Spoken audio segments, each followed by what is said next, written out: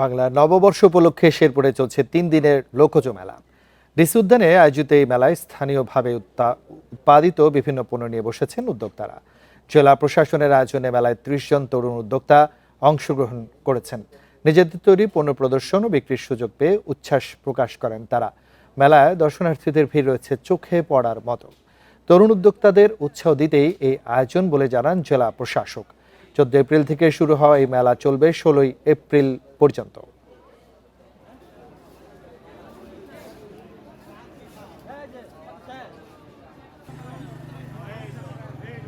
অনেক ধরনের handmade product sell করি, ক্যান্ডেল, জিপসামের প্রোডাক্ট, ব্রেসলেট, জুয়েলারি, চুড়ি।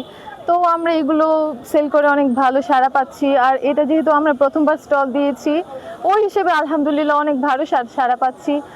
আমাদের নিঝুম ক্রিয়েশনে সবকিছু হ্যান্ডমেড। এখানে চুড়ি, জুয়েলারি সবকিছু আমরা হাতের মাধ্যমে প্রস্তুত করি।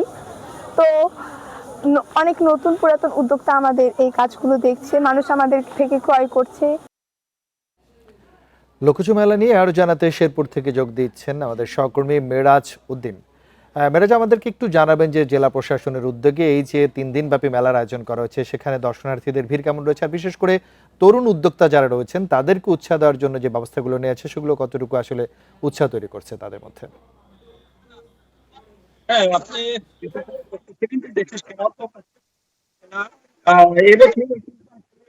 বাংলা উপলক্ষে পহেলা বৈশাখ থেকে কিন্তু জেলা প্রশাসনের পক্ষ থেকে লোকজ মেলা 3 দিন ব্যাপী লোকজ মেলার আয়োজন করা হয়েছে এবং গতকাল কিন্তু সকাল 9টায় এই মেলার উদ্বোধন করা হয় এবং গতকাল আমরা যেটা দেখেছি যে দুপুরের পর থেকে কিন্তু এখানে হাজার হাজার মানুষ কিন্তু এখানে সমবেত হয়েছিল।